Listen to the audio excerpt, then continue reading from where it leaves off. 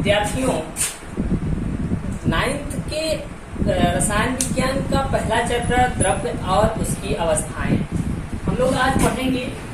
द्रव्य और उसकी अवस्थाएं। इस चैप्टर को जानने से पहले अवस्थाएं,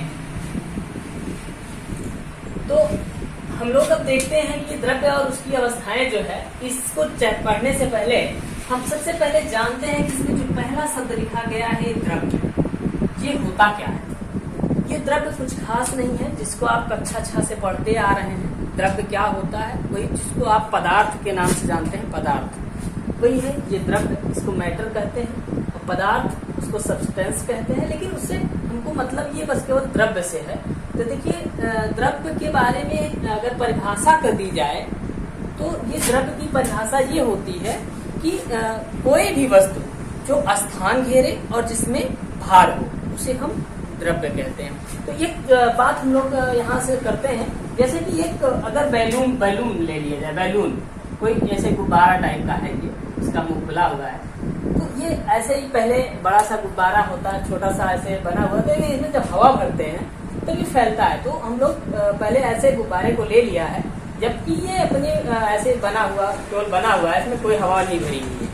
तब देखा जाए तो ये स्थान कम ले रहा है। लेकिन जैसे ही इसमें हवा भरी जाएगी, ये गुब्बारा फैल के नियर अबाउट ऐसे कोई शेप ले लेगा। तो जैसे ही हम इसमें हवा भरते हैं तो देखते हैं कि गुब्बारा फूल जाता है, और जब ये फूला नहीं था तब ये इतना ही स्पेस लिया था, मतलब इतनी ही जगह घेरा था।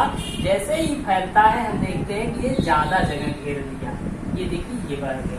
तो इससे हमको पता चलता है कि ये जो हवा है ये भी स्थान घेरती है और इसका भी कुछ ना कुछ भार होता है। तो इस तरह से हम कह सकते हैं कि हमारे ब्रह्मांड में जो भी चीजें पाई जाती हैं, जो कुछ भी हमारे ब्रह्मांड में पाया जाता है, वो उसमें स्थान घेरता है और उसमें भार होता है। तो और अगर स्थान घेर रहा है और उसमें भार है तो हम कह सकते हैं कि वो एक द्रव्य है, वो एक पदार्थ है। इस तरह से हम लोग द्रव्य के बारे में जाने कि द्रव्य क्या होता है। कि पृथ्वी पर पाई जाने वाली हर एक वस्तु जो स्थान घेरती है और जिसका कुछ न कुछ भार होता है, उसे हम द्रव्य कहते हैं। तो अगर हम ब्रह्मांड की बात करें तो देखा जाए तो ये ब्रह्मांड के दो मूल घटक होते हैं, दो प्रमुख इसके अवयव बताए जाते हैं, जिसमें एक तो हमने आपको बताया ये द्रव्य है। दूसरी की अगर हम बात करें तो दूसरा जो होता है उसको हम ऊर्जा कहते हैं। ये तो कहने का मतलब हमने वैसे तो इसको हम बाद में पढ़ना था, लेकिन द्रव्य ब्रह्मांड की बात की है तो इसलिए बता दे रहे हैं कि ब्रह्मांड के दो मुख्य घटक होते हैं। जैसे एक द्रव्य होता है, दूसरा ऊर्जा। ये दोनों क्या हैं? ब्रह्मांड के घटक हैं। तो इस तरह से तो कहने का मतलब द्रव्य वो होता है जो स्थान घेरता है तथा जिसमें भार होता है। और ऊर्जा के बारे में आगे भी है, हम लोग वहां अध्ययन करेंगे, लेकिन यहाँ भी जान लीजिए ऊर्जा क्या होती है। कार्य करने की जो शक्ति होती है, सामर्थ्य होता है, कार्य करने की क्षमता होती है, उसी को क्या कहते हैं? ऊर्जा कहते हैं। तो इस तरह से ये ऊर्जा और द्रव्य दोनों के बारे में हमने आपको बताया, द्रव्य क्या है और ऊर्जा क्या है। तो ये द्रव्य और ऊर्जा, ये जो दो चीजें हमको मिली, तो इससे ये पता चलता है कि ये मतलब ये दोनों कहीं ना कहीं एक दूसरे से कनेक्टेड है, संबंधित है। तो क्योंकि ये ब्रह्मांड के दोनों प्रमुख अवयव। अब बात आती है कि ये द्रव्य जो है, इसके बारे में अगर हम गहनता से अध्ययन करें, अगर इनके प्रकार की बात कर ले द्रव्य की या पदार्थ की, ये मुख्यतः दो प्रकार से होता है। इसके बारे में जरा सा यहाँ हम लोग देख लेते हैं। ये अगर हम पदार्थ की बात कर दें ऐसे, तो ये पदार्थ जो होता है हमारा मुख्यतः दो प्रकार का होता है। एक हम बताते हैं कि ये शुद्ध पदार्थ होता है, और दूसरी बात अगर करें, ये हमारा अशुद्ध पदार्थ। ऐसे इस तरह से हम लोग बात करते हैं, ये शुद्ध पदार्थ और अशुद्ध पदार्थ। तो देखिए, द्रव्य और पदार्थ में कोई अंतर नहीं है, परिभाषा सेम तरीके से दी जाती है, बस केवल नाम उसका यहाँ द्रव्य बता रहे हैं यहाँ पदार्थ है। तो अब समझने की कोशिश ये करें कि ये शुद्ध पदार्थ क्या होते हैं और ये अशुद्ध पदार्थ क्या होते हैं, इनको हम समझेंगे। समझने के लिए सबसे पहले शुद्ध पदार्थ की बात करें तो इसको अभी थोड़ा सा और इसकी छोटी इसको दो भागों में विभाजित कर लेते हैं, तब फिर इसके बारे में सही अध्ययन करेंगे। जैसे शुद्ध पदार्थ जो होता है इसके दो प्रमुख भाग बताए जाते हैं, एक हमारा तत्व होता है और दूसरा हमारा यौगिक होता है। ये अब ये तत्व और यौगिक इनके बारे में जानना है हमको। तत्व जैसे तत्व वो होते हैं जिनको किसी भी रीत से या किसी भी विधि से दो या दो से अधिक भागा पदार्थों में तोड़ा ना जा सके। जैसे एक कोई पदार्थ हमने ले लिया, जैसे मान लीजिए आयरन ले लिया, कक्षा 8 में हम लोगों ने पढ़ा है इसको, आयरन ले लिया।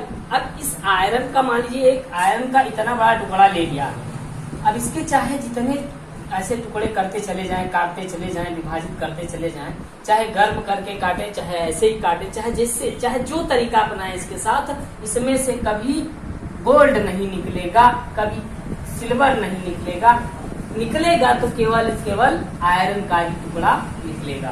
तो ऐसे पदार्थ जिन्हें किसी भी रीति से दो या दो से अधिक पदार्थों में विभाजित ना किया जाए उन्हें हम तत्व कहते हैं। तो ये बात ध्यान से समझने की कोशिश करें कि तत्व क्या होता है।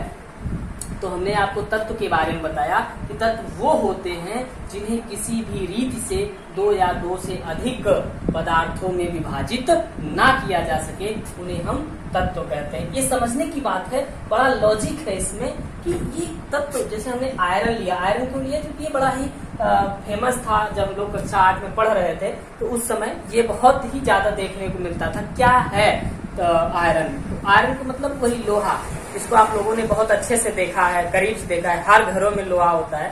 क्योंकि बच्चों पढ़ने का मतलब होता है कि कोई भी टॉपिक को हम अगर पढ़ें उसको अपने ड्यू टू लाइफ मतलब दैनिक जीवन से जोड़ दें।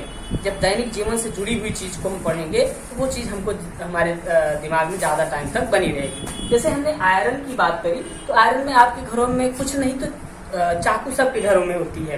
अगर आप चाकू देखेंगे तो बताएंगे लोहे की है, और लोहे का प्रतीक क्या होता है? आयरन होता है। उसको EFE से लिखते हैं। तो शायद ये बात ज्यादा दिनों तक दिमाग में बनी रहेगी। इस तरह से कोई भी चीज हम देखें, उसको अपने पढ़ें, उसको अपने दैनिक जीवन से जोड़ें। खासकर साइंस में तो अगर 9th या 10th में भी लगभग सारे टॉपिक जो हम लोग पढ़ते हैं उसमें देखें तो मैक्सिमम चीजें हमको घरों में मिल जाती है जिनसे हम उनको जोड़ सकते हैं।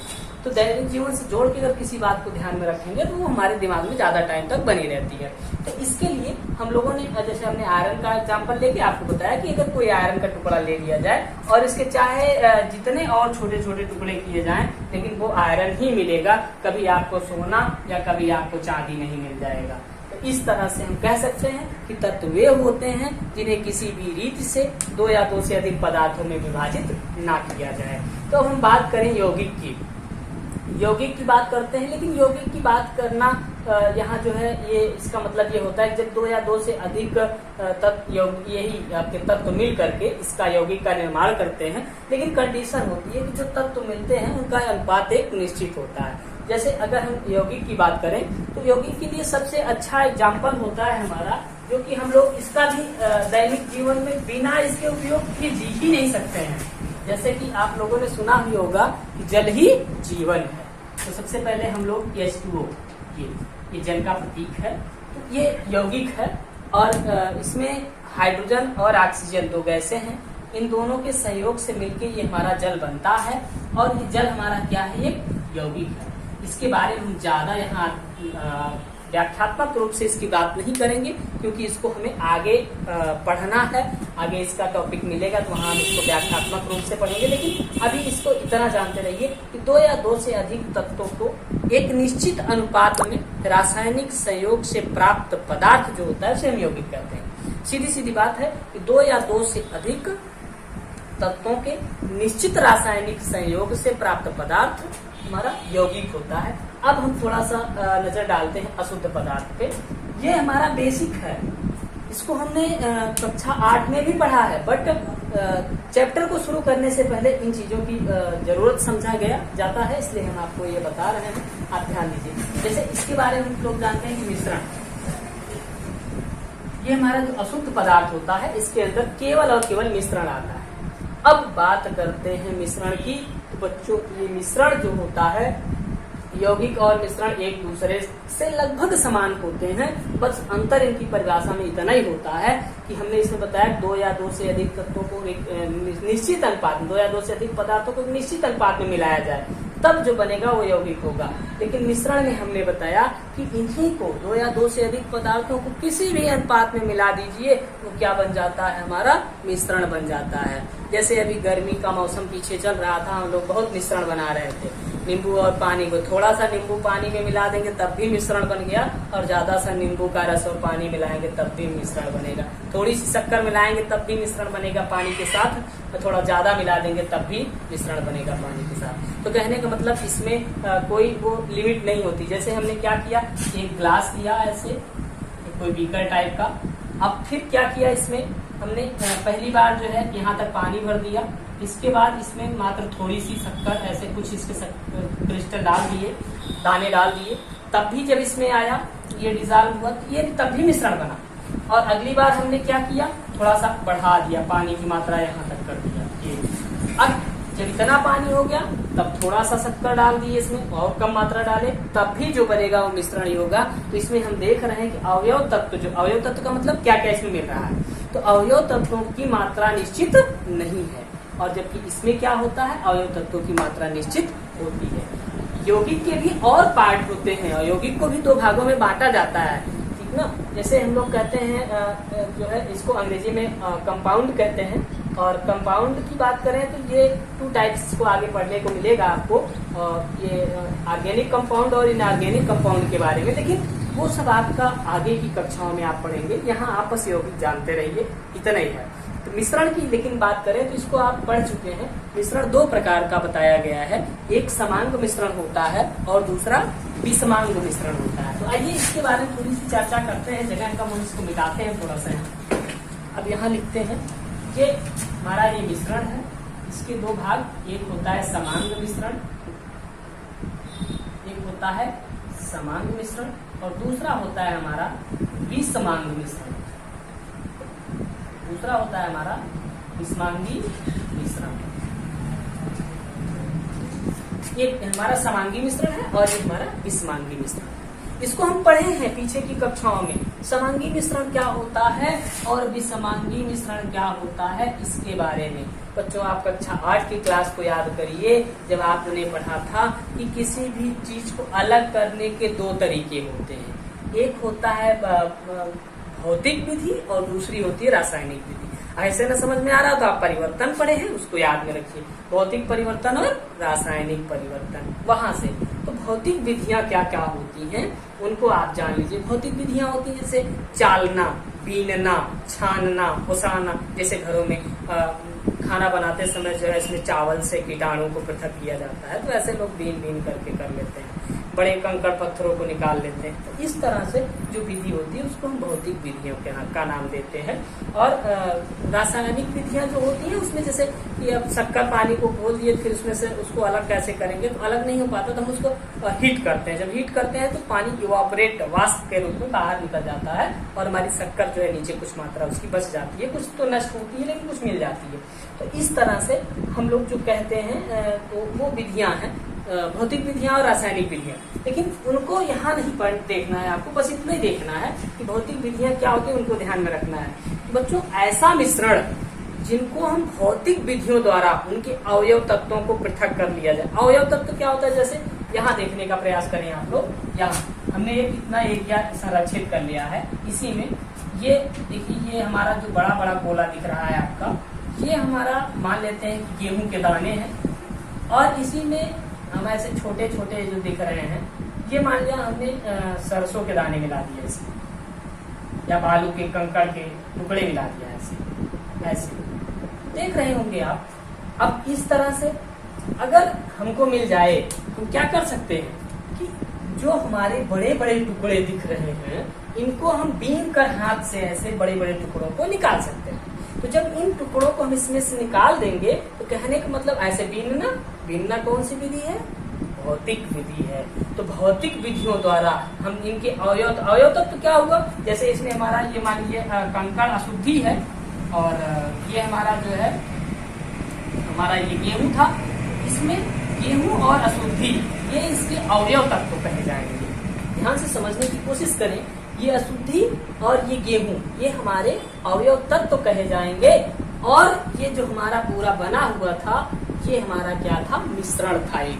अब मिश्रण के बारे में हमने बताया कि इन्हें भौतिक विधि से जब हम पृथक करेंगे, जैसे इसमें से किसी एक को पृथक कर लिया, गेहूं के बड़े बड़े दानों को हमने अलग कर लिया, और ये जो अशुद्धि थी या जो सरसों के छोटे छोटे दाने हमने लिया था उसको सिर्फ छोड़ दिया। तो इस तरह से भौतिक विधि द्वारा हमने इसमें से पृथक कर लिया। और जब पृथक कर लिया तो ये हमारा जो मिला मतलब जो मिश्रण था, ये हमारा मिश्रण कैसा था, विषमांगी मिश्रण। कैसा था, विषमांगी मिश्रण। कहने का मतलब ऐसे पदार्थ मतलब ऐसा मिश्रण जिनके अवयव तत्वों को भौतिक विधियों द्वारा पृथक किया जा सके उसे हम विषमांगी मिश्रण कहते हैं। या इसकी दूसरी परिभाषा बच्चों देखिए, आप देख रहे होंगे हमने इसमें दिखाया भी आपको। देखिए ये अवयव तत्व में गेहूं था, अगर ये अशुद्धि थी मान लीजिए, तो ये अशुद्धियां जो छोटी छोटी थी हम दोनों को अपनी नग नाक से ऐसे देख पा रहे हैं बिना किसी यंत्र के, ना माइक्रोस्कोप ना कोई दूरबीन, कुछ भी नहीं, कोई भी यंत्र नहीं लगाया, फिर भी हम देख रहे हैं कि ये हमारे गेहूं के कण है, ये हमारे अशुद्धियों के कण है। तो इस तरह से हमने देखा कि इसमें जो आंखों से हम नग्न आंखों से देख पा रहे हैं ये ऐसा मिश्रण जिनके अवयव तत्वों का अवयव तत्व तो आप समझ ही गए होंगे कि जो जो मिला के मिश्रण बना हुआ है उनको हम उसके अवयव तत्व कहते हैं। तो ये अवयव तत्वों को भौतिक विधियों द्वारा अगर हम पृथक कर ले रहे हैं या इनको नग्न आंखों से, कहने मतलब बिना किसी यंत्र के सहारे अगर अवयव तत्वों को देख पा रहे हैं, तो ये हमारा जो ये है मिश्रण है, ये हमारा विषमांगी मिश्रण। परिभाषा ध्यान से फिर से एक बार सुन लें। ऐसा मिश्रण जिनके अवयव तत्वों को नग्न आंखों से देखा जा सके उन्हें हम विषमांगी मिश्रण कहते हैं। और जिसको भौतिक विधियों द्वारा, जिसके अवयव तत्वों को भौतिक विधियों द्वारा पृथक किया जा सके उसे हम विषमांगी मिश्रण कहते हैं। आइए थोड़ी सी नजर डालते हैं समांगी मिश्रण पे। समांगी मिश्रण का एग्जाम्पल तो हमने अभी आपको दिया था, अगर आप समझे हैं तो थोड़ा सा अभी आसानी से समझ जाएंगे। जैसे कि हमने क्या बताया था आपको कि हमने एक कोई ऐसे कोई पात्र ले लिया था ऐसे, और इसमें क्या किया था कि इसमें हमने क्या किया था कि थोड़ा सा पानी और थोड़ा सा शक्कर मिला दिया। तो अब हमने देखा था पानी में जो शक्कर घुल जाती है तो क्या हम शक्कर को और पानी को अलग अलग देख नहीं सकते हैं, और ना ही बीन के शक्कर को उसमें से निकाल सकते हैं अगर वो घुल गई है तो। अगर वो पूर्णतया उसमें डिजोल्व हो गई है तो हम उसको निकाल नहीं सकते, अलग नहीं कर सकते भौतिक विधि के द्वारा।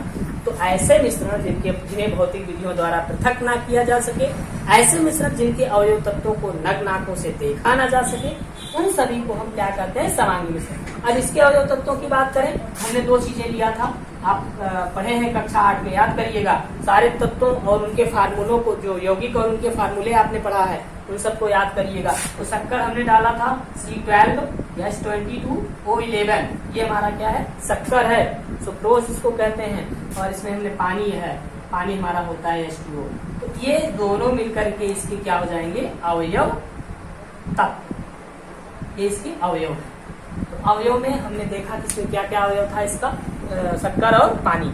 इन दोनों को अगर आप पूर्णतया मिला, दूध और शक्कर को मिला दीजिए, पानी और शक्कर को मिला दीजिए, नमक और शक्कर को मिला दीजिए, इन चीजों को, इनको जब आप मिलाएंगे तो वो जो मिश्रण बनेगा उनके अवयव तत्वों को ना तो आप नग्न आंखों से देख पाएंगे और ना ही उनको आप पृथक कर सकते हैं भौतिक विधि के द्वारा। तो इस तरह से जो हमारा ये बन के तैयार होता है, ये हमारा मिश्रण, इसे हम कहते हैं समांगी मिश्रण। तो बच्चों आज के लिए बस इतना ही, बात फिर से समराइज कर देते हैं पूरा क्या क्या हमने पढ़ा है। हमने सबसे पहले द्रव्य पढ़ा। द्रव्य में हमने पढ़ा कि वो होता है द्रव्य जो स्थान घेरे तथा जिसमें बाहर होता है। हमने गुब्बारा का एग्जाम्पल लिया, उसमें हमने आपको बताया कि क्या होता है, कैसे होता है। जैसे गुब्बारा जब पिचका होता है तो स्थान नहीं घेरता है, जैसे हवा भरी जाती है तो वह स्थान घेर लेता है।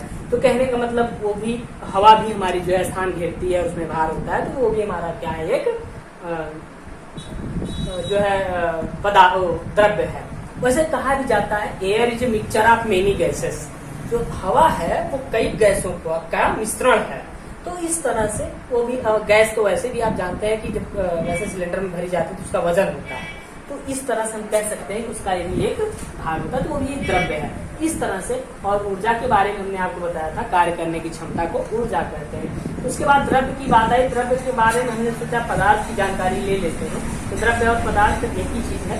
तो द्रव्य मतलब पदार्थ की जब हमने जानकारी ली, देखा पदार्थ दो प्रकार का था, शुद्ध और अशुद्ध। शुद्ध पदार्थ को दो भागों में बताया था, एक तत्व बताया था, दूसरा यौगिक बताया था।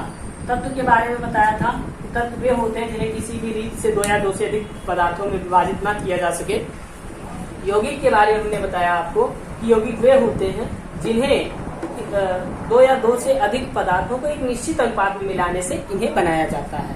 तो ये हमारे यौगिक होते हैं। उसके बाद बात आई थी अशुद्ध पदार्थ के। तो अशुद्ध पदार्थ को मिश्रण को ही अशुद्ध पदार्थ कहते हैं। और ये मिश्रण जो होता है इसको दो भागों में बांटते हैं, समांगी और विषमांगी। विषमांगी मिश्रण क्या होता है? विषमांगी मिश्रण ऐसा मिश्रण होता है जिनके अवयव तत्वों को हम नग्न आंखों से या तो देख सकें या तो भौतिक विधियों द्वारा इन्हें पृथक कर सकें। दूसरी बात हम करते हैं समांगी मिश्रण की। और समांगी मिश्रण क्या होता है? ऐसे मिश्रण जिनके अवयव तत्वों को हम नग्न आंखों से ना तो देख सकें ना ही भौतिक विधियों द्वारा पृथक कर सकें। बस आज के लिए इतना ही। धन्यवाद।